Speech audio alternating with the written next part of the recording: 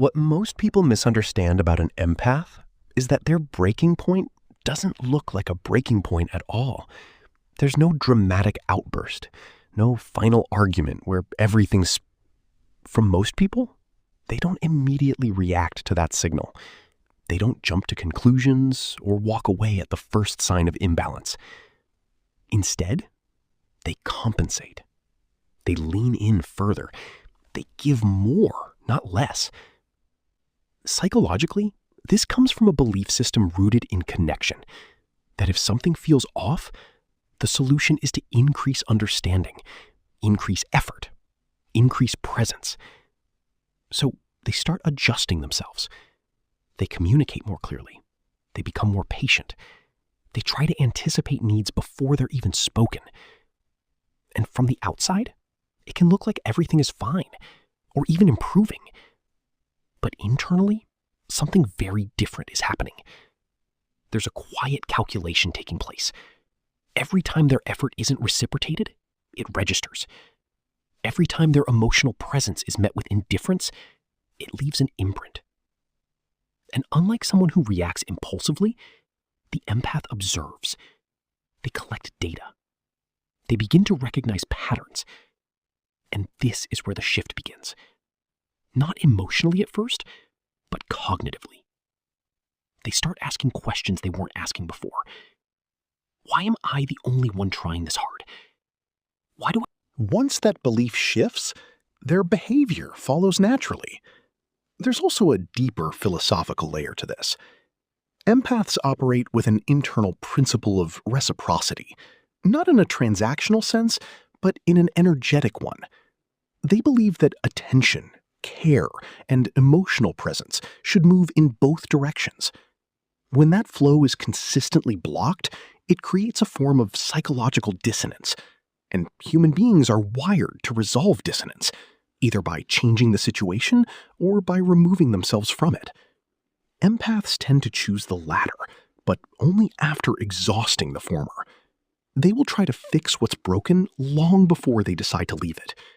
But once they reach the point where the evidence is undeniable that their effort is not being matched, that their presence is not being valued, they don't see a reason to keep negotiating with a reality that has already revealed its truth. And this is where the disappearance begins. Not as an act of punishment, not as a strategy to provoke a reaction, but as a form of alignment. Their internal world finally matches their external behavior. If they are not valued, they stop placing themselves in spaces where that truth is reinforced. What makes this so powerful and often so confusing for others is the absence of noise. There's no dramatic exit, no final explanation that ties everything together. Because from the empath's perspective, the explanation has already been given, not in words, but in patterns that were consistently ignored. By the time they leave, they've already processed the loss. They've already grieved the connection. What looks like a sudden disappearance to you is for them the final step in a process that's been unfolding for a long time. And once that step is taken, it's rarely reversed. Because the same awareness that led them to leave becomes the filter that prevents them from returning to what once diminished them from what once diminished them. So when you think about emotional neglect, don't think of it as a single act. Think of it as a slow erosion, a gradual removal of value that doesn't trigger immediate alarms, but quietly dismantles the foundation of the relationship over time. And the moment that foundation collapses, the empath doesn't fight to rebuild it alone. They simply walk away, and this time, they don't look back. If emotional neglect is the slow erosion of a connection, betrayal is the moment the structure itself fractures. And for an empath, that fracture doesn't just create pain, it creates clarity, a kind of irreversible clarity that changes how they see you, how they interpret your behavior, and ultimately, how they decide to move forward. Here's the part most people underestimate. Empaths don't trust casually. Their trust is layered. It's built through observation, emotional attunement, and repeated experiences of consistency. They notice the small things, tone shifts, inconsistencies, subtle contradictions. And yet, despite this heightened awareness, When they choose to trust you, they do it fully. Not halfway, not with one foot out the door, they invest. So when betrayal happens, whether it's dishonesty, disloyalty, manipulation, then we need to take a step back and assess the situation. Or even a violation of something unspoken but deeply understood. It doesn't register as a simple mistake. It registers as a collapse of the entire psychological model they built around you. And that's what makes it different. Most people experience betrayal as an event. Empaths experience it as a revelation. In that moment, it's not just about what you did. It is about what your actions reveal. It forces... And once safety is gone, the connection doesn't feel like a connection anymore. It feels like a risk. Now, here's where it becomes psychologically precise. Empaths are often capable of forgiveness. They can understand context. They can empathize with why someone did what they did.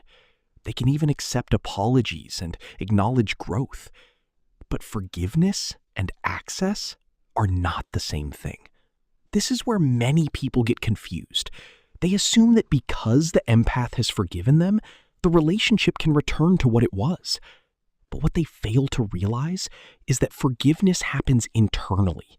It's a way for the empath to release emotional weight, to avoid carrying resentment. It is not a decision to re-enter a dynamic that has already proven itself unstable. So externally, things may seem calm. There may not be conflict. There may not even be distance at first. But internally, something has shifted in a very definitive way. The empath is no longer relating to you from the same place. The emotional openness that once existed is now filtered, measured, guarded. And over time, that guardedness evolves into detachment.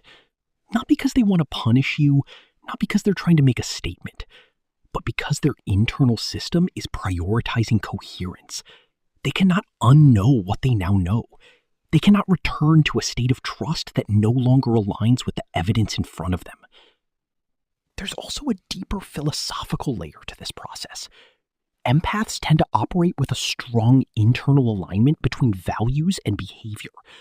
When they encounter betrayal, it creates a misalignment, not just between themselves and the other person, but between their values and the reality they're participating in. And that's not sustainable. Human beings can tolerate discomfort, but they struggle to tolerate contradiction over long periods of time.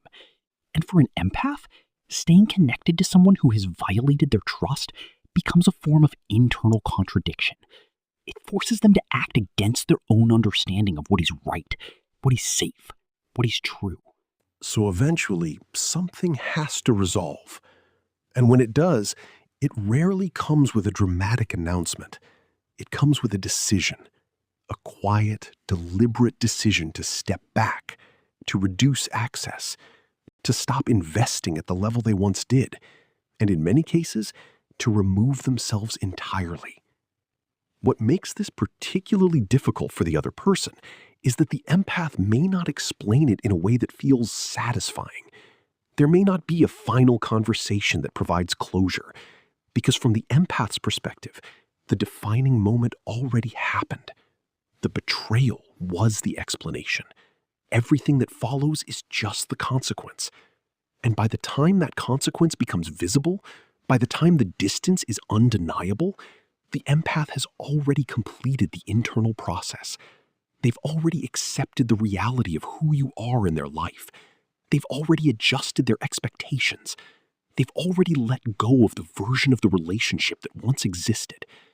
So what looks like a sudden withdrawal is actually the final stage of a very thorough internal evaluation.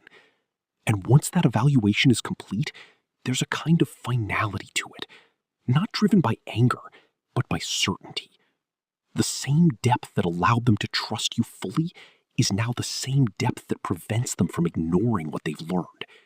Because once an empath sees the truth of a situation clearly, they don't negotiate with it. They align with it. And if that truth